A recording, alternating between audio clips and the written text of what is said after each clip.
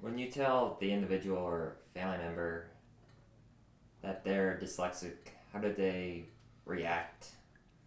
It depends. Many times when I'm working with, say, like a college student and a female college student, sometimes I always have a box of Kleenex on my table because they will actually break down and just say, I always thought I was dumb and stupid my whole life.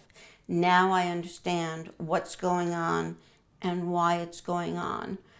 Or I'll have parents who do the same thing will sit there and cry and say, why didn't I do this 4, 5, 6 years ago? Why did I put my child through all this agony that they were going through? And it also depends on how open they are to it.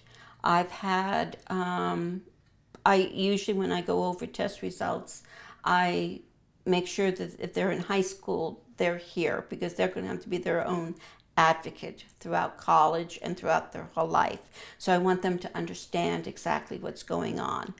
And if they're younger kids, I usually don't have them sit in our meetings because they don't quite understand what's going on. But even with the younger kids, I let them know that they are bright. I will show them where they are in reference to other kids in their classroom with their intelligence, letting them know, like if their intelligence is up in the 90 percentile, I'll say, think of 100 students in your class or in your school and take 10 of them out. Those 10 you belong with. You're higher than those other 90 over here, to give them a reference of where their intelligence are. Um, I've had some students, even college students, who don't comprehend what I'm saying to them because they really don't want to comprehend. And it's kind of like they'll ask me, well, if I read 10 books over the summertime, will I be cured and can I go on? And so it's just a matter of where they are in their own thinking and what they want to get out of the testing. And if I'm telling them, yes, they're dyslexic. And that's why I usually tell them dyslexia is not a disorder.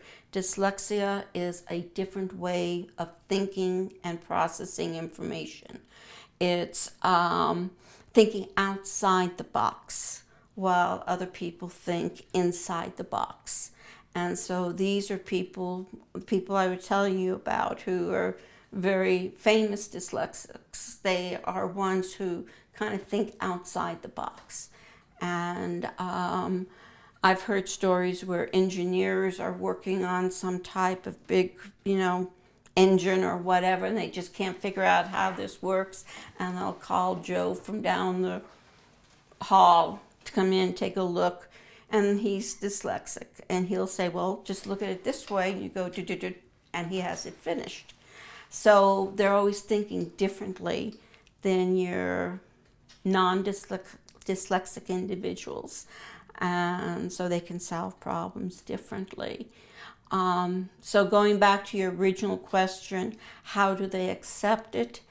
It's a personal thing. It's basically how they want to accept it and why did they come here in the first place. And so you kind of have to work it out. But majority of it is that they are being given information that they aren't stupid, they are not dumb, they're extremely bright individuals.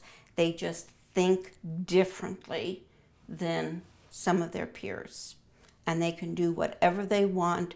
They just have to go around in a different circle. I always think of the PJ in Family Circle cartoon where PJ has to go through the trees and through the mud puddle and through the playground and every place else to get back home. And that's exactly how a dyslexic person thinks.